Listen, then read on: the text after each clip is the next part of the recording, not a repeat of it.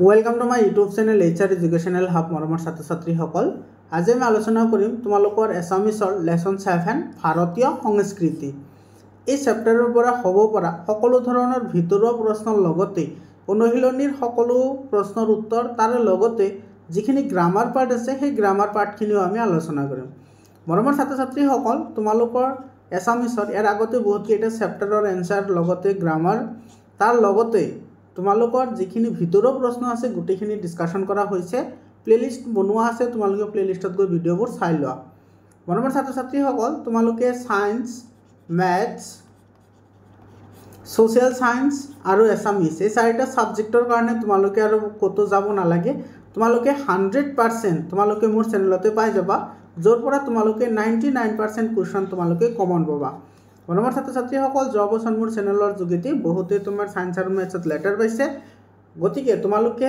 WhatsApp গ্ৰুপত join হৈ লোৱা হোৱাটছআপ গ্ৰুপৰ লিংকটো মই ডেসক্ৰিপচনত দি দিছো তোমালোকে ভালদৰে ষ্টাডি কৰিবা আৰু তোমালোকে চেনেলটো সাবস্ক্ৰাইব কৰি তোমাৰ বন্ধুবৰ্গৰ সৈতে শেয়াৰ কৰিবা তো আৰম্ভ কৰিছো এই ভাৰতীয় সংস্কৃতিৰ প্ৰথমতে আমি আলোচনা কৰিম যিখিনি আমাৰ শব্দৰ অৰ্থ আছে সেইখিনি চোৱা এই শব্দৰ অৰ্থবোৰ কিহৰ কাৰণে দৰকাৰ কাৰণ তোমাৰ আধুনিক শব্দৰ ৰূপ লিখিবলৈ যে আহে তোমালোকৰ বা তোমালোকৰ সমাৰ্থক শব্দ যে লিখিবলৈ আহে পৰীক্ষাত তো তোমালোকৰ এই চেপ্টাৰৰ ভিতৰৰ পৰাই এই প্ৰশ্নবোৰ আহি থাকে মৰমৰ ছাত্ৰ ছাত্ৰীসকল ইয়াত তোমালোকে half yearly pre board examination আৰু তোমালোকৰ আহিবলগীয়া মেট্ৰিক পৰীক্ষাৰ কাৰণে খুবেই দৰকাৰী হয় গতিকে তোমালোকে ভিডিঅটো শেষলৈকে চাবা এতিয়া চোৱা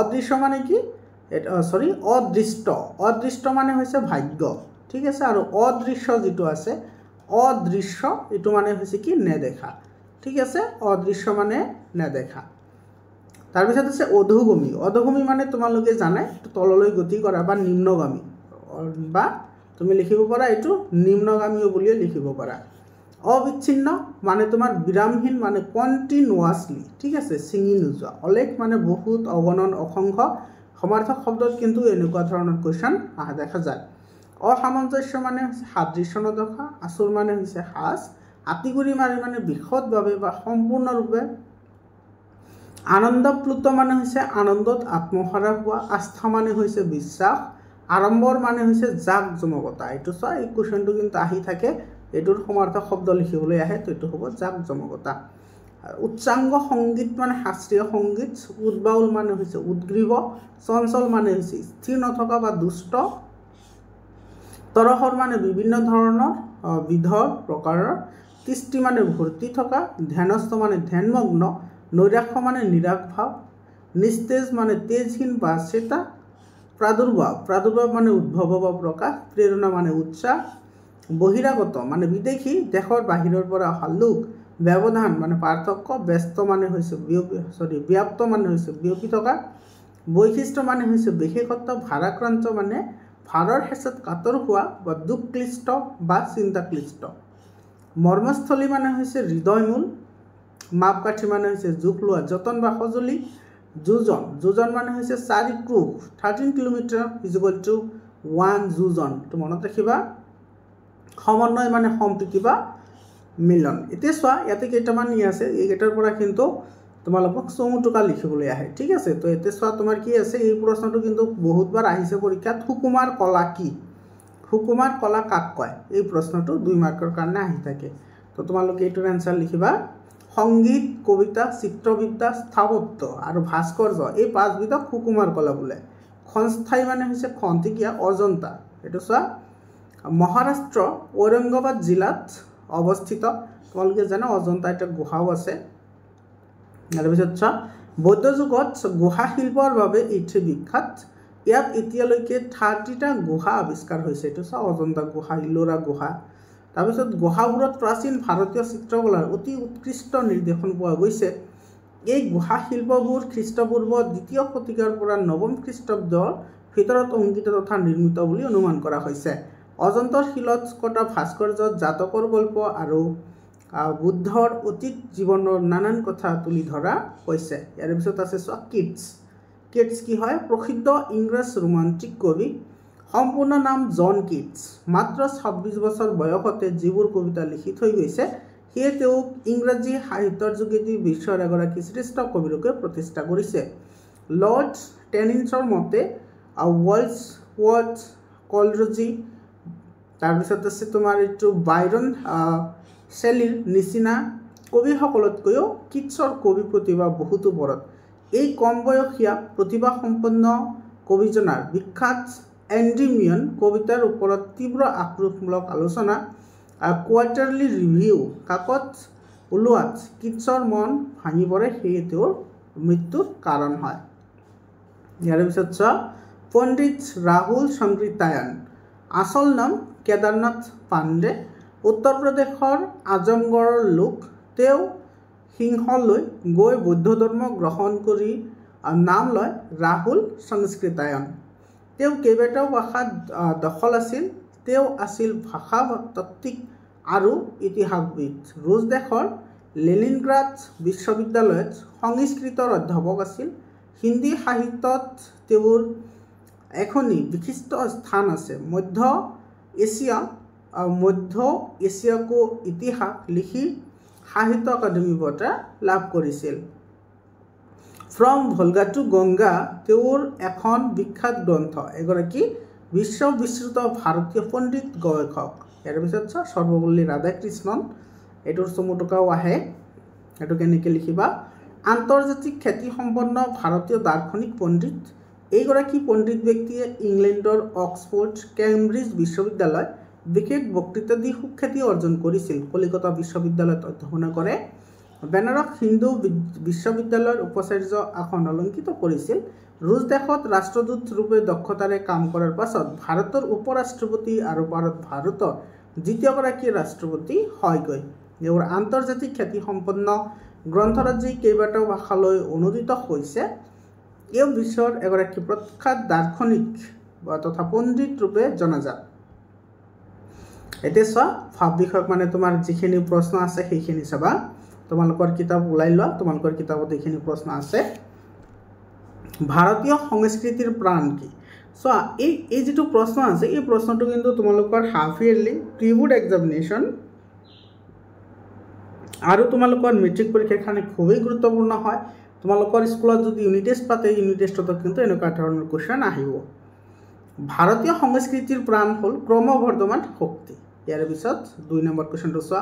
ফ্ৰম ভলগা টু গংগা কাৰ ৰচনা? এইটো এইমাত্ৰ পঢ়িলোঁ আমি। ফ্ৰম ভলগা টু গংগা এইটো ৰাহুল সংস্কৃতায়নৰ ৰচনা। 3 নম্বৰটো চোৱা। সৰ্বপল্লী ৰাধাকৃষ্ণনে কলীয়া দমনক কি আখ্যা দিয়ে? এইটোৰ আনচাৰ লিখিবা। সৰ্বপল্লী ৰাধাকৃষ্ণনে কলীয়া দমনৰ আখ্যা দি কৈছিল যে আৰ্যই অনাৰ্যক সংস্কৃত কৰাৰ প্ৰতীকধৰ্মী নৃত্য। 4 নম্বৰ কুৱেশ্যনটো চোৱা।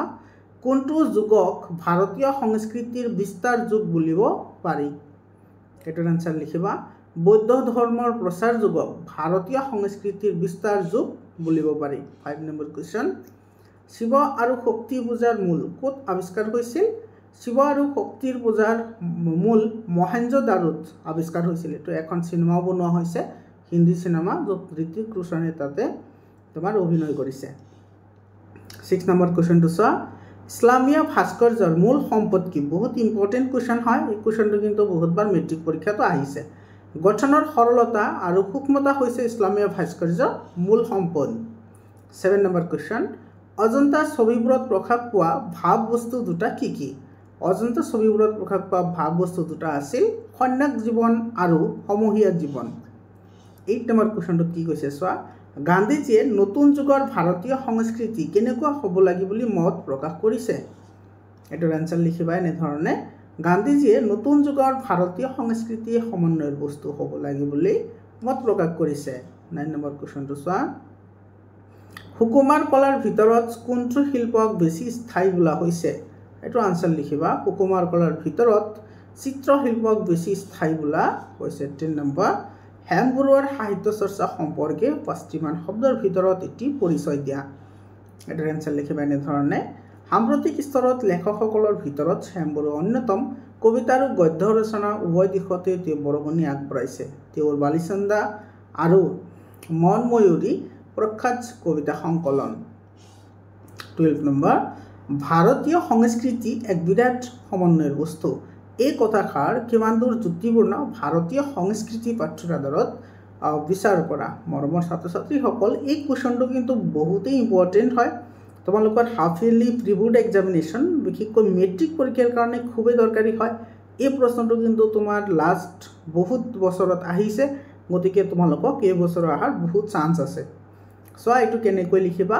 এইটো তোমালোকে ষ্টুডেণ্ট হিচাপে যিমান দৰকাৰী, এইটো আমাৰ যিসকল ষ্টুডেণ্ট নহয় সেইসকলৰ কাৰণে বহুত দৰকাৰী এই প্ৰশ্নটো। কাৰণ ইয়াতে তোমাৰ যিখিনি আমাৰ ভাৰতৰ সমন্বয়, ভাৰতৰ যিটো সংস্কৃতি আছে, ভাৰতৰ যিটো মিলাপ্ৰীতি আছে, সকলোখিনি কথা ভাৰতীয় সংস্কৃতি নামৰ চেপ্টাৰটোত হেম বৰুৱাই দাঙি ধৰিছে। তো এইটোৰ এনচাৰ লিখিবা এনেধৰণে, ভাৰতীয় সংস্কৃতি সাগৰৰ দৰে বিশাল আৰু গভীৰ। নদী উপনদী সোঁতে যিদৰে সাগৰক পৰিপুষ্ট প্ৰদান কৰে, তেনেদৰে ভাৰতীয় সংস্কৃতিয়ে বিশালতা দান কৰিছে। এটা আৰ্য অনাৰ্য মংগোলীয় দ্ৰাবিড় হক হুন গ্ৰীক আদি বিভিন্ন জাতি উপজাতিৰ এটা সময়ত ভাৰতলৈ প্ৰব্ৰজন ঘটিছিল। ইয়াৰ উপৰিও আফগান, মোগল, পাঠান, ব্ৰিটিছ আদি জাতি সংস্কৃতিৰ প্ৰভাৱত ভাৰতীয় সংস্কৃতিয়ে বিশাল ৰূপ লাভ কৰিছে। ইয়াৰ মূল কাৰণ হ'ল ভাৰতৰ ভৌগোলিক পৰিৱেশ। যিদৰে ভাৰতৰ মানুহে প্ৰাকৃতিক পৰিৱেশ, জলবায়ুৰ পাৰ্থক্য আদি স্বীকাৰ কৰি লৈছে, একেদৰে বিভিন্ন মনস্তাত্ত্বিক পাৰ্থক্যকো স্বীকাৰ কৰি লৈছে। ভাৰত বিশাল ভূখণ্ডৰ প্ৰতি আকৃষ্ট হৈ বাহিৰৰ পৰা নানা সময়ত নানা লোক ভাৰতবৰ্ষলৈ আহিছিল। এই সকলোবোৰৰে সভ্যতা সংস্কৃতিয়ে ভাৰতীয় সংস্কৃতি বৰণীয়া কৰি গঢ়ি তোলাত সহায় কৰিছে। ভাৰত বৰ্তমান যি দেৱদেৱীৰ পূজা প্ৰচলিত আছে, সেয়া দ্ৰাবিড়সকলৰ সংস্কৃতিৰ প্ৰভাৱ। মৃতকৰ সৎকাৰ কৰা, লিংগ পূজা আদিও অনাৰ্য যুগৰ অৱদান। কামাখ্যা দেৱীও আগতে অনাৰ্য দেৱী আছিল। চুফীবাদ আৰু উপনিষদৰ মাজত যি মিল দেখা যায়, সেয়া ইছলাম আৰু ভাৰতীয় সংস্কৃতিৰ সমন্বয়ৰ প্ৰভাৱ। হিন্দুস্তান সংগীতত যি উচ্চাংগ সংগীত দেখা যায়, তাত ইছলাম সংস্কৃতিৰ প্ৰভাৱ পৰিছে। ভাৰতীয় ভাস্কৰ্য কলাকৌশলত ইণ্ডো সাৰাচনিক ৰীতি দেখা যায়। তাজমহল, ফতেহপুৰ চিক্ৰী আদি শিল্প কলাত এই প্ৰভাৱ দেখা যায়। শ্বাহজাহানৰ সমাধা পদুম ফুল আৰু কলহৰ চিত্ৰই সমন্বয়ৰ কথাকে প্ৰকাশ কৰে। সেইদৰে অজন্তা ইলোৰা ছবিবোৰ বৌদ্ধ সংস্কৃতিৰ নিদৰ্শন দাঙি ধৰে। ভাৰতীয় নৱবৈষ্ণৱবাদত সুদূৰ পাৰস্যৰ পৰা অহা ইছলামধৰ্মী অঢলীয়াসকলৰ ভক্তি ধৰ্মৰ প্ৰভাৱ দেখা যায়। সেয়েহে আমি ক'ব পাৰোঁ যে ভাৰতীয় সংস্কৃতি এক বিৰাট সমন্বয়ৰ বস্তু। তাৰপিছত 6-13 নম্বৰ কুৱেশ্যনটোত কি কৈছে, সভ্যতা আৰু সংস্কৃতি শব্দ দুটাৰ মাজত পাৰ্থক্য বিচাৰ কৰা। বহুত ইম্পৰ্টেণ্ট কুৱেশ্যন হয় এইটো, কিন্তু তোমালোকৰ এইবাৰ পৰীক্ষাত আহিব। চাবা তোমালোকৰ এই প্ৰশ্নটো পৰীক্ষাত আহিব। তো এইটোৰ আনচাৰ লিখিবা কেনেদৰে, সভ্যতা আৰু সংস্কৃতি শব্দ দুটাৰ মাজত পাৰ্থক্য যথেষ্ট আছে। সভ্যতাৰ বুকুত সংস্কৃতিৰ জন্ম হয়। সভ্যতাই এক বিশেষ জনজাতিক বা ৰাজনৈতিক অৱস্থাক বুজায়। সভ্যতা এখন সমাজত বাস কৰা মানুহৰ জীৱন ধাৰণৰ প্ৰণালী বৰ্হি প্ৰকাশ। ইয়াত বস্তুগত প্ৰাচুৰ্য, দক্ষতা, সুখ, সম্ভোগ, বৌদ্ধিক চিন্তা, আচাৰ ব্যৱহাৰ, সচেতনতা আদি প্ৰকাশ পায়।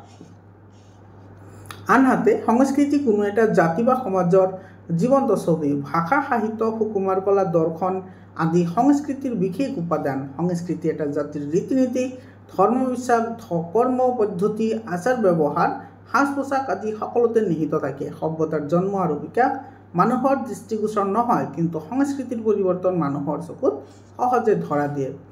সভ্যতা কোনো এটা জাতিৰ উত্থান পতনৰ ইতিহাস আৰু সংস্কৃতি এটা জাতিৰ জীৱন ধাৰণৰ পদ্ধতি। সভ্যতাৰ সংমিশ্ৰণ নঘটে। উদাহৰণস্বৰূপে হিন্দু সভ্যতা বুলি কওঁতে আমি কেৱল সিন্ধু নদীক কেন্দ্ৰ কৰি গঢ়ি উঠা সংস্কৃতিৰ কথাকে বুজোঁ। সভ্যতা আৰু সংস্কৃতি এটাক এৰি আনটো অসম্পূৰ্ণ হৈ ৰয়। 14 নম্বৰ কুৱেশ্যনটো চোৱা, উত্তৰ ভাৰতীয় ভাস্কৰ্যৰ বিষয়ে তোমাৰ পাঠ্যপুথিৰ সহায়ত লিখা। চাবা এই প্ৰশ্নটো ইম্পৰ্টেণ্ট হয়, এইটোৰ আনচাৰ লিখিবা এনেধৰণে, ভাৰতীয় ভাস্কৰ্যৰ শিল্পৰ বৈশিষ্ট্যই ভাৰতীয় সংস্কৃতিক ৰঙীন আৰু উজ্জ্বল কৰি তুলিছে। ভাৰতীয় ভাস্কৰ্যসমূহৰ প্ৰতি লক্ষ্য ৰাখি ইয়াক 3টা ভাগত বিভক্ত কৰা হৈছে। তাৰ এটা হৈছে উত্তৰ ভাৰতীয় ভাস্কৰ্য, আৰু এটা হৈছে দক্ষিণ ভাৰতীয় ভাস্কৰ্য, আৰু এটা হৈছে ইছলামীয় ভাৰতীয় ভাস্কৰ্য। উত্তৰ ভাৰতীয় ভাস্কৰ্যত বৃত্ত আৰু বক্ৰ ৰেখাৰ প্ৰভাৱ বেছি। এই অঞ্চলৰ মন্দিৰসমূহত ইছলামীয় ভাস্কৰ্যৰ প্ৰভাৱ দেখা যায়। ই প্ৰকৃত অৰ্থত সংহতিৰ ভাস্কৰ্য সমন্বয় আৰু গঠনৰ সূক্ষ্মতাত ইয়াৰ সৌন্দৰ্য প্ৰকাশ পাইছে। দক্ষিণাত্যৰ ভাস্কৰ্যৰ দৰে ইয়াৰ কাৰুকাৰ্যৰ বিশালতা পায়। দক্ষিণাত্যৰ ভাস্কৰ্য কোণ আৰু কৰণ ৰেখাৰ প্ৰাদুৰ্ভাৱ বেছি। গঠনৰ বিশালতা ইয়াৰ অন্যতম বৈশিষ্ট্য আৰু ইয়াৰ আৰ্হিক পুনৰাবৃত্তিৰ স্থান নাই। কাঞ্জীবীম মন্দিৰত 1000টা স্তম্ভৰ এটাৰ আৰ্হি আনটোৰ লগত নিমিলে। গঠনৰ সৰলতা আৰু সূক্ষ্মতা ইছলামীয় ভাস্কৰ্যৰ মূল সম্পদ। এইটো কিন্তু বহুত ইম্পৰ্টেণ্ট হয়। এই প্ৰশ্নটো ডাইৰেক্টলি 1 মাৰ্কৰ কাৰণেও সোধে যে ইছলামীয় ভাস্কৰ্যৰ মূল সম্পদ কি। তো এইটোৰ আনচাৰ হ'ব গঠনৰ সৰলতা আৰু সূক্ষ্মতা। ৰেখাৰ তলত ৰেখাৰ সমন্বয় ঘটাই এই ভাস্কৰ্য জ্যামিতি চিত্ৰৰ ধৰে সৰল। হিন্দু ভাস্কৰ্যৰ প্ৰভাৱে ইছলামীয় পদ্ধতিৰ জটিলতা হ্ৰাস কৰিল। এই সমন্বয়ৰ ফলতে তাজমহলৰ দৰে সুন্দৰ ভাস্কৰ্য সৃষ্টি হৈছে। আমি বাদশ্বাহসকলৰ সমাধি শৰীৰটো পদুমথলী ফুল আৰু কলহৰ চিত্ৰ দেখিবলৈ পাওঁ। 15 নম্বৰ কুৱেশ্যনটো চোৱা। অজন্তা গুহাৰ শিল্পকলাৰ এটি বিৱৰণ দিয়া। এইটো তোমালোকে ছ'চিয়েল ছায়েন্সতো পঢ়িবলৈ পাবা, ছ'চিয়েল ছায়েন্সৰখিনিত পাবা। বৰাবৰ ছাত্ৰ ছাত্ৰীসকল, তোমালোকৰ যদি PDF ফাইল লাগে তোমালোকে PDF ফাইলো পাই যাবা। আৰু আগতে কোৱাৰ দৰে তোমালোকে ছায়েন্স, তাৰপিছত মেথছ, ছ'চিয়েল ছায়েন্স আৰু এছামিছ এইকেইটাৰ কাৰণে তোমালোকে আৰু ক'তো যাব নালাগে। 100% তোমালোকে মোৰ চেনেলতে পাই যাবা। বৰাবৰ ছাত্ৰ ছাত্ৰীসকল, তোমালোকে হোৱাটছআপ গ্ৰুপত জইন হোৱা। হোৱাটছআপ গ্ৰুপৰ লিংক মই ডেছক্ৰিপশ্যনত দি দিছোঁ। তো অজন্তা গুহাৰ বিষয়ে তুমি কেনেকৈ লিখিবা এইটো চোৱা। অজন্তাৰ শিল্পকলাই প্ৰাচীন ভাৰতীয় শিল্পকলাৰ ইতিহাসত এটা যুগৰ সৃষ্টি কৰি আহিছে। অজন্তাৰ শিল্পকলাৰ মূল বৈশিষ্ট্য হ'ল চিত্ৰকলা। এই চিত্ৰবোৰ ভাৰতীয় সংস্কৃতিৰ মধ্যযুগৰ কথা সোঁৱৰাই দিয়ে। অজন্তাৰ ছবিবোৰত মূলতঃ দুটা ভাৱবস্তু প্ৰকাশ পাইছে। এটা হৈছে কন্যাক জীৱন আৰু আনটো হৈছে সমূহীয়া জীৱন। দুয়োবিধ ছবি একেলগে অংকিত হৈছে। দ্বিতীয় পৰ্যায়ৰ ছবিবোৰ হৈছে জীৱন আনন্দৰ উৎসাহময় চিত্ৰ। এইবোৰত শক্তি, খ্যাতি, প্ৰেম আৰু যৌৱন প্ৰতিফলিত হৈছে। প্ৰথম শাৰীত আছে দয়া, ধ্যান আৰু মৌনতা। ভাৱবস্তুৰ পিনৰ পৰা দুয়োবিধ ছবিত দুখন সুকীয়া জগত প্ৰতিফলিত হৈছে। জীৱনৰ অসামঞ্জস্য একেলগে গ্ৰহণ কৰিব পৰা শক্তিৰ সম্ভেদ এই ছবিবোৰত আছে। দুয়োবিধ ছবিতে পুৰুষ, মহিলা, শিশুক বিভিন্ন ভংগীমাত অংকন কৰা হৈছে। ইয়াত শিল্পজাত আৰু বাস্তৱ জগতৰ সুন্দৰ সমন্বয় স্থাপন হৈছে। এয়াই অজন্তাৰ চিত্ৰশিল্পৰ গৌৰৱ। 16 নম্বৰ কুৱেশ্যনটো চোৱা। মোগল সম্ৰাট বাবৰৰ আলমত ভাৰতত প্ৰৱেশ কৰা চিত্ৰকলাৰ নতুন ধাৰাটি কেনে আছিল লিখা। এইটো তোমালোকে ছ'চিয়েল ছায়েন্সত অলপমান পঢ়িবলৈ পাবা। তোমালোকৰ এইটো ভাৰতীয় সংস্কৃতি চেপ্টাৰতো আছে। বহুত ইম্পৰ্টেণ্ট কুৱেশ্যন হয়। ইয়াতে তোমাৰ যিকেইটা লং কুৱেশ্যন আছে এই লং কুৱেশ্যনৰ পৰা কিন্তু তোমালোকে 4 মাৰ্কৰ কুৱেশ্যন এটা তোমালোকৰ মেট্ৰিকত আহিব, এইটো গেৰাণ্টি। তো এইটোৰ আনচাৰ তোমালোকে কেনেকৈ লিখিবা এইটো চোৱা। মোগল সম্ৰাট বাবৰৰ আলমত চিত্ৰশিল্পৰ নতুন ধাৰা পোনপ্ৰথমতে ভাৰতত প্ৰৱেশ কৰে। এই চিত্ৰশিল্পৰ মূলতে আছিল প্ৰাচুৰ ব্যক্তিবোধ। চিত্ৰকলাৰ এই নতুন ধাৰাত জনজীৱন বা সমষ্টি জীৱনৰ কোনো সংবাদ নাছিল। ইয়াৰ লক্ষ্য আছিল ব্যক্তি জীৱন প্ৰকাশ। ইয়াৰ জন্ম হৈছিল তাইমুৰ খাঁ আৰু চেংগিছ খাঁৰ ৰাজ দৰবাৰত। যুগৰ প্ৰকৃতি অনুসৰি এই আঠ ব্যক্তিবাদী আৰু কঠোৰ আছিল। ভাৱ প্ৰৱণতা নাই, আছে বিপুল উৎসাহ, উদ্দীপনা আৰু প্ৰেৰণা। ব্যক্তিবাদে সাময়িকভাৱে হ'লেও চিত্ৰশিল্পত ইংগিত বা সংগীতৰ স্থান প্ৰায় নোহোৱা কৰিছিল। বাবৰৰ আলমত বাহিৰৰ সুস্থ ব্যক্তিবাদী চিত্ৰকলাৰ লগত প্ৰচলিত চিত্ৰধাৰাৰ মিলন ঘটিছিল। এই দুয়োটাৰ সংমিশ্ৰণত এটা নতুন পদ্ধতি উদ্ভৱ হৈছিল। 17 নম্বৰ কুৱেশ্যনটো চোৱা। উত্তৰ ভাৰতৰ সংগীতে কি নতুন বস্তু আমাৰ চকুত পেলাই বুলিছে। এইটো কিন্তু বহুত ইম্পৰ্টেণ্ট কুৱেশ্যন হয়। এই কুৱেশ্যনটো কিন্তু তোমাৰ যোৱা বছৰ প্ৰিবোৰ্ড এক্সামিনেশ্যনত বহুত জিলাত আহিছে আৰু ইয়াৰ লগত ৰিলেটেড কুৱেশ্যনবোৰ মেট্ৰিকতো আহিছে। এইটোৰ আনচাৰ কেনেদৰে লিখিবা। উত্তৰ ভাৰতৰ সংগীতে এটা নতুন বস্তু আমাৰ চকুত পেলায়। গম্ভীৰ্যৰ লগত ঠায়ে ঠায়ে এই সংগীতত আমি এক পুৰণীয়া ভাৱৰ সংযোগ দেখিবলৈ পাওঁ। ইয়াকেই সুৰ বস্তুৰ ওপৰত লোকসংগীতৰ প্ৰভাৱ বুলিব পাৰি। 18 নম্বৰ কুৱেশ্যনটো চোৱা। ভাৰতীয় সংস্কৃতিত ইছলামৰ অৰিহণা এটি টুকা যুগুত কৰা। সব বহুত ইম্পৰ্টেণ্ট কুৱেশ্যন হয়। এইটোৰ আনচাৰ কেনেদৰে লিখিবা। ভাৰতীয় সংস্কৃতি এক বিৰাট সমন্বয়ৰ সংস্কৃতি। এই বিশাল সমন্বয়ৰ সংস্কৃতিত আমি আৰ্য নাৰ্য মংগোলীয় দ্ৰাবিড় আৰু ইছলামিক সংস্কৃতিৰ আদিৰ উপাদান দেখিবলৈ পাওঁ। ভাৰতীয় বৈষ্ণৱ ভক্তিবাদ উপনিষদৰ দৰ্শনৰ লগতে ইছলামৰ সুফিবাদৰ যথেষ্ট মিল আছে। এক ঐশ্বৰবাদ অদ্বৈতবাদ মানৱ প্ৰেম উদাৰতা সংযম আদি কথাবোৰ ভক্তিবাদ আৰু সুফিবাদৰ মূল কথা। ভাস্কৰ্য কলাৰ ক্ষেত্ৰতো ভাৰতীয় সংস্কৃতিত ইছলামিক প্ৰভাৱ যথেষ্ট। উত্তৰ ভাৰতৰ মঠ মন্দিৰসমূহত যি বৃত্ত আৰু বক্ৰৰেখা অংকিত কৰা হৈছে ইয়াৰ মূলতে ইছলামীয় প্ৰভাৱ। উত্তৰ পূব ভাৰতৰ সমগ্ৰ ভাস্কৰ্য শৈলী এক সমন্বয়ৰ সম্পদ। এই সমন্বয়ে হিন্দু ভাস্কৰ্যক অতুলনীয় কাৰুকাৰ্য প্ৰদান কৰিছে। তাজমহলৰ ফটেবোৰত অসম্পূৰ্ণ ভাস্কৰ্যৰ সুন্দৰ নিদৰ্শন। ইছলামীয় ভাস্কৰ্য শৈলীৰ জটিলতা হিন্দু সংস্কৃতিৰ প্ৰভাৱত কিছু সৰল হৈছিল। ভাৰতীয় চিত্ৰকলাতো ইছলামীয় চিত্ৰশৈলীৰ প্ৰভাৱ উল্লেখযোগ্য। মোগল সম্ৰাট বাবৰৰ দিনত চিত্ৰশিল্পৰ এক নতুন ৰীতি-ব্যক্তিবাদে ভাৰতত প্ৰৱেশ কৰে। অজন্তাৰ চিত্ৰশিল্পত এই নতুন ৰীতি আৰু ভাৰতীয় চিত্ৰৰ সৰলতাৰ মাজত এক সংযোগ স্থাপন হয়। এয়াই আছিল ইণ্ডো-চাৰেনিক ৰীতি। আধ্যাত্মিক জীৱনটো ভাৰতৰ হিন্দুসকলৰ ওপৰত ইছলামীয় প্ৰভাৱ বুলি ক'ব পাৰি। হিন্দু মুছলমানৰ সংস্থাদৰ ফলতে হিন্দুৰ মনত যি উদাসীনতা সৃষ্টি আৰু তাৰ ফলতে তেওঁলোকৰ চিন্তা বাস্তৱ জগতৰ পৰা আত্মাৰ জগতলৈ গমন কৰিছিল। ভাৰতীয় সাহিত্যকো ইছলামীয় সাহিত্যৰ ভাৱধাৰা একত্ৰিত কৰিছিল। ইছলামীয় যুগতে ভাৰতৰ সাহিত্যত উৰ্দু ভাষাত শব্দৰ প্ৰৱেশ হৈছিল। সেয়ে আমি ক'ব পাৰোঁ যে ভাৰতীয় সংস্কৃতিত ইছলামীয় সংস্কৃতিক এক এৰিব নোৱাৰা সম্পৰ্ক আছে। 20 নম্বৰ কুৱেশ্যন চোৱা, ইয়াতে ব্যাখ্যা কৰা আছে। সংস্কৃতিৰ অবিচ্ছিন্ন ধাৰাই হৈছে ভাৰতীয় জীৱনৰ মূল সম্পদ। এইটো বহুত ইম্পৰ্টেণ্ট কুৱেশ্যন হয়। মই তোমালোকক ক'লোঁ যে এই কুৱেশ্যনটো তোমালোকৰ মেট্ৰিক পৰীক্ষাত অহাৰ 99% চান্স আছে। ইয়াতে যিকেইটা ব্যাখ্যা কৰা আছে বহুতেই ইম্পৰ্টেণ্ট হয় 4 মাৰ্কৰ কাৰণে। তোমালোকৰ কিন্তু এইটো হাফ ইয়াৰলি বা তোমালোকৰ প্ৰি বোৰ্ড এক্সামিনেশ্যন আৰু বিশেষকৈ তোমালোকৰ যিটো মেট্ৰিক পৰীক্ষা সেই মেট্ৰিক পৰীক্ষাত অহাৰ বহুত চান্স আছে। তো এইটোৰ এনচাৰ তুমি কেনেদৰে লিখিবা? ইয়াতে চোৱা, তোমালোকক মই আগতেও কৈছোঁ, তোমালোকে যদি উদ্ধৃতি দিয়া উদ্ধৃতিত পাবা 1 মাৰ্ক আৰু ইয়াৰে সংক্ষেপে কি ক'ব বিচাৰিছে সেইটোত পাবা 1 মাৰ্ক আৰু ডেছক্ৰিপশ্যনত পাবা 2 মাৰ্কছ। তো টোটেল পাবা 4 মাৰ্কছ। চাবা কেনেকৈ লিখা হয় চোৱা। উক্ত বাক্যশাৰী আমাৰ পাঠ্যপুথিত থকা ভাৰতীয় সংস্কৃতি পাঠ্যৰ পৰা উল্লেখ কৰা হৈছে। পাঠ্যৰ লেখক হৈছে হেম বৰুৱা। তুমি যদি এইখিনি লিখা তেতিয়াহ'লে তুমি 1 মাৰ্ক পাবা। ইয়াত লেখকে ভাৰতীয় সংস্কৃতিৰ মূল সম্পদবোৰৰ কথা উল্লেখ কৰিছে। এইখিনি লিখিলে 1 মাৰ্ক পাবা আৰু ইয়াতে যিখিনি ডেছক্ৰিপশ্যন আছে সেইখিনিত 2 মাৰ্ক পাবা। তো টোটেল কিমান হ'ল? 4 মাৰ্ক হ'ল। তোমালোকৰ 4 মাৰ্ক পাবা।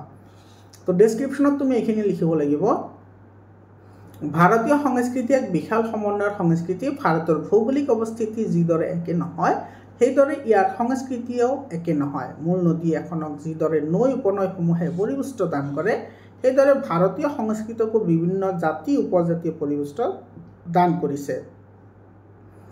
অতীতৰ পৰা বৰ্তমানলৈকে ভাৰতলৈ বিভিন্ন জাতিৰ মানুহৰ প্ৰব্ৰজন হৈছিল। বৰ্তমানলৈকে এই প্ৰব্ৰজন চলি আছে। প্ৰায় 1100 শতিকাৰ আগেয়ে এছিয়া, ইউৰোপ, আফগানিস্তান, ব্ৰহ্মদেশ, ইণ্ডোনেছিয়া আদি ঠাইৰ পৰা বিভিন্ন জাতি একেলগে আহিছিল। সাংস্কৃতিক বিনিময়ৰ যোগেদি ভাৰতীয় আৰ্য আৰু অনাৰ্য সংস্কৃতিৰ সংমিশ্ৰণত ভাৰতীয় সংস্কৃতিয়ে বিশালতা লাভ কৰিলে। এই অবিচ্ছিন্ন ধাৰা ভাৰতীয় জীৱনৰ মূল সম্পদ। এই সময়ত ভাৰতীয় সংস্কৃতি দক্ষিণ পূব এছিয়ালৈকে বিয়পি পৰিছিল। ভাৰতীয় সংস্কৃতিৰ অবিচ্ছিন্ন ধাৰাই ইয়াক সদায় জীৱন্ত কৰি ৰাখিছে। খ নম্বৰটো চোৱা। ভাৰতৰ বুৰঞ্জী হৈছে ৰাজ্যৰ উত্থান পতন ও ভঙা গঢ়াৰ সবিশেষ বুৰঞ্জী। এটাৰ আনচাৰ এইটো প্ৰথমতে উদ্ধৃতি দিব লাগিব। উক্ত বাক্যশাৰী আমাৰ পাঠ্যপুথিত থকা ভাৰতীয় সংস্কৃতি নামৰ পাঠ্যৰ পৰা উল্লেখ কৰা হৈছে। পাঠ্যৰ লেখক হৈছে হেম বৰুৱা। বিভিন্ন সময়ত উত্থান পতনৰ মাজেদি ভাৰতীয় সংস্কৃতি নিৰবিচ্ছিন্নভাৱে বৈ আছে। এই প্ৰসংগতে লেখকে উক্ত কথাষাৰ কৈছে। তো এইখিনি লিখিলে 1 মাৰ্কছ আৰু ইয়াতে পাবা 2 মাৰ্কছ। তো টোটেল 4 মাৰ্কছ। শব্দ হিন্দু দেশ ভাৰতবৰ্ষ সাৰুৱা ভূখণ্ডলৈ আকৃষ্ট হৈ চামে চামে লোক ভাৰতলৈ আহিছিল। তেওঁলোকে ভাৰততে নিগাজীকৈ বাস কৰিবলৈ ল'লে। কিছুমান জনগোষ্ঠীৰ মানুহ ৰাজনৈতিক কাৰণত আক্ৰমণকাৰী ৰূপে আহি ভাৰতত ৰাজত্ব কৰিছিল। কিছুমানে ব্যৱসায়ৰ উদ্দেশ্যত ভাৰতলৈ আহি ইয়াতে স্থায়ীভাৱে বসবাস কৰিছে। ভাৰতৰ বুৰঞ্জী আৰ্য, অনাৰ্য, মংগোলীয়, দ্ৰাবিড়, শক, হুন, গ্ৰীক আদি মানৱ গোষ্ঠীৰ আক্ৰমণ আৰু ৰাজনৈতিক শাসন বা গ্ৰহণ আদি ঘটনাৰে পৰিপূৰ্ণ। বিভিন্ন সময়ত উত্থান পতন, জয় পৰাজয়, ভঙাগৰা কাহিনীৰে ভাৰতীয় ইতিহাস প্ৰসিদ্ধ। এই ভাৰতীয় সংস্কৃতিৰ মূল চাৰিটা শক্তি। ইয়াৰ পিছত গ নম্বৰটো চোৱা, সকলো আৰ্টৰ মূলতে দুটা বিপৰীত পন্থাই কাম কৰা দেখা যায়। বহুত ইম্পৰ্টেণ্ট কুৱেশ্যন হয়। এই কুৱেশ্যনটো কিন্তু তোমাৰ যোৱা বছৰ যিটো প্ৰি বোৰ্ড এক্সামিনেশ্যন হৈছে, প্ৰি বোৰ্ড এক্সামিনেশ্যনত কিন্তু এই কুৱেশ্যনটো বহুত জিলাত আহিছে। তোমালোকে প্ৰি বোৰ্ড এক্সামিনেশ্যনৰ কুৱেশ্যন পেপাৰবোৰ চালেও তোমালোকৰ আইডিয়া এটা আহিব যে what type of question May come in Euro exam. তো মই বহুতকেইটা কুৱেশ্যন পেপাৰ অলৰেডি সলিউশ্যন কৰি দিছোঁৱে, আৰু তোমালোকক মই আগতেও কৈছোঁ যে ছায়েন্স, মেথছ, তাৰপিছত ছ'চিয়েল ছায়েন্স আৰু এছামিছ এই চাৰিটা ছাবজেক্টৰ কাৰণে তোমালোকে বাকী ক'তো যাব নালাগে। 100% তোমালোকে মোৰ চেনেলতে পাই যাবা, য'ৰ পৰা তোমালোকে 99% কুৱেশ্যন কমন পাবা। মোৰ চেনেলৰ থ্ৰুদি লাষ্ট ইয়েৰত বহুত ষ্টুডেণ্টে ছায়েন্স মেথছত লেটাৰ মাৰ্ক পাইছে, এছামিছতো লেটাৰ মাৰ্কছ পাইছে। গতিকে তোমালোকেও পাবা। তোমালোকে মোৰ চেনেলটো ছাবস্ক্ৰাইব কৰা আৰু হোৱাটছএপ গ্ৰুপত জইন হোৱা। হোৱাটছএপ গ্ৰুপৰ লিংকটো মই ডেছক্ৰিপশ্যনত দি দিছোঁ। তো সকলো মূলৰ আৰ্টতে সকলো আৰ্টৰ মূলতে দুটা বিপৰীত পন্থাই কাম কৰা দেখা যায়। তো এইটো first time you have to give the তোমাৰ প্ৰসংগ, তোমাৰ এইখিনি চাইটেশ্যন দিব লাগিব। প্ৰসংগ কি লিখিবা? উক্ত কথাষাৰ আমাৰ পাঠ্যপুথি অসমীয়া সাহিত্য চয়নিকাৰ অন্তৰ্গত হেম বৰুৱাদেৱৰ দ্বাৰা ৰচিত ভাৰতীয় সংস্কৃতি নামৰ পাঠ্যৰ পৰা তুলি দিয়া হৈছে। আৰু সংগতি লিখিব লাগিব এইখিনি। লিখকে শিল্প সাধনৰ মূলতে দুটা উদ্দেশ্য জড়িত হৈ থাকে বুলি কৈছে। ইয়াৰ প্ৰকাশ কিদৰে ঘটে তাকেই ক'বলৈ কথাষাৰ উল্লেখ কৰিছে। আৰু ব্যাখ্যাত লিখিবা এনেদৰে, সাধাৰণতে সকলো ধৰণৰ আৰ্টৰ মূলতে দুটা দিশৰ উন্মোচন কৰে। এটাৰ উদ্দেশ্য হৈছে কাৰুকাৰ্য আৰু জাক জমকতে সৃষ্টি, আৰু আনটোৰ উদ্দেশ্য হৈছে সংযম আৰু আড়ম্বৰহীনতা। এটাৰ আভ্যন্তৰীণ দিশটোৱে মানুহৰ অন্তৰৰ অনুভূতিক জগাই তোলে, আনহাতে বাহ্যিক দিশটোৱে দৃষ্টিমুখৰ আড়ম্বৰৰ জৰিয়তে মানুহৰ দৃষ্টি আকৰ্ষণ কৰে। আৰ্ট বা কলাৰ উদ্দেশ্য হৈছে আনন্দ প্ৰদান কৰা আৰু তাৰ যোগেদি শৈল্পিক অনুভূতি সঞ্চাৰ কৰা। সূক্ষ্ম আৰ্টে মানুহৰ অন্তৰ তীব্ৰ অনুভূতিৰ সঞ্চাৰ কৰি মানুহক অভিভূত কৰি তুলিবলৈ সক্ষম হৈছে। প্ৰথমবিধ আৰ্টে বাহ্যিক জাকজমকতাৰ যোগেদি আত্মপ্ৰকাশ কৰি দৰ্শকৰ দৃষ্টি আকৰ্ষণ কৰি তুলিব বিচাৰে, আনহাতে দ্বিতীয়বিধে আড়ম্বৰহীনতাৰ মাজেদি মানুহৰ অনুভূতিত প্ৰবল প্ৰতিক্ৰিয়াৰ সৃষ্টি কৰি যুগমীয় প্ৰভাৱ বিস্তাৰ কৰি তোলে। মৰমৰ ছাত্ৰ ছাত্ৰীসকল, এতিয়া আছে তোমাৰ লাষ্টৰ গ্ৰামাৰ ছেকশ্যনখিনি। মৰমৰ ছাত্ৰ ছাত্ৰীসকল, তোমালোকৰ এছামিছৰ যিমানটা চেপ্টাৰ আছে গোটেইকেইটা চেপ্টাৰৰ একেবাৰে শেষত এনেকুৱা এছামিছৰ কিছুমান পাৰ্ট আছে। তো মই গোটেইখিনি 100% গ্ৰামাৰ পাৰ্টখিনিও আলোচনা কৰিছোঁ গোটেইকেইটা চেপ্টাৰৰ। তোমালোকে প্লেলিষ্টত গৈ ভিডিঅ'বোৰ চাই ল'বা। আৰু তোমালোকে যদি তোমালোকে গ্ৰামাৰখিনি যদি ভালদৰে ষ্টাডি কৰা, তেতিয়াহ'লে তোমালোকে এক্সট্ৰাকৈ আৰু কোনো গ্ৰামাৰ পৰা দৰকাৰ নহ'ব, কাৰণ পৰীক্ষাত আহিলে এইবোৰৰ পৰাই আহে। তাৰপিছত ছন্দৰ নত্যবিধি সত্যবিধি যিখিনি আছে সেইখিনিও এই চেপ্টাৰত তোমালোকৰ এইবোৰ চেপ্টাৰতে পোৱা যায়, একেবাৰে শেষত আছে। সেইখিনি মই কেইবাটাও চেপ্টাৰত নত্যবিধি আৰু সত্যবিধিৰো কেইটামান কুৱেশ্যন আছে, সেইকেইটা মই সলিউশ্যন কৰি দিছোঁ। তোমালোকে সেইটো চাই ল'বা। এতিয়া চোৱা, সন্ধি ভাঙা সংস্কৃতি, ঠিক আছে। চোৱা, বহুত ইম্পৰ্টেণ্ট হয়। চোৱা, সংস্কৃতিটো বহুত ইম্পৰ্টেণ্ট হয়। এইটো বহুতবাৰ মেট্ৰিক পৰীক্ষাত আহিছেও। এইটো চোৱা, সমযোগকৃতি হয় সংস্কৃতি, হয়নে? এইটো কিন্তু চাবা, এইটো ইয়াতে অনুসৰ্গ আছে, অনুসৰ্গ বা অনুস্বাৰ। এই অনুসৰ্গটো তোমাৰ সদায় তোমাৰ কি হয়, ম হিচাপে তোমাৰ সন্ধি হিচাপে যোগ হ'ব লাগে। সমন্বয়টো সমন্বয় অন্বয় হ'ব, সম্বন্ধ হ'ব সমযোগ বন্ধ সম্বন্ধ। এইটো ভাৰাক্ৰান্ত, ভাৰযোগ আক্ৰান্ত ভাৰাক্ৰান্ত, সন্মত সমযোগ মত সন্মত। চোৱা, বহুত ইম্পৰ্টেণ্ট হয়। ইয়াৰ পিছত চোৱা, বিকেশ্য বা বিশেষণলৈ নিয়া। এইটো চোৱা, বৈচিত্ৰটো হ'ব বিচিত্ৰ, ভৌগোলিকটো হ'ব ভূগোল, বিস্তৃতিটো হ'ব বিস্তৃত, নৈৰাশ্যটো হ'ব নৈৰাশ, আৰু বিপ্লৱ হ'ব বৈপ্লৱিক। হয়, এইটো চোৱা, ইয়াতে আছে। এইটো বৈচিত্ৰ হ'ব বিচিত্ৰ, ভৌগোলিক হ'ব ভূগোল, বিস্তৃতি হ'ব বিস্তৃত, নৈৰাশ্য হ'ব নিৰাশ, আৰু বিপ্লৱ হ'ব বৈপ্লৱিক। মৰমৰ ছাত্ৰ ছাত্ৰীসকল, এইটোৱে আছিল তোমালোকৰ এই গোটেইখিনি ভাৰতীয় সংস্কৃতি চেপ্টাৰ।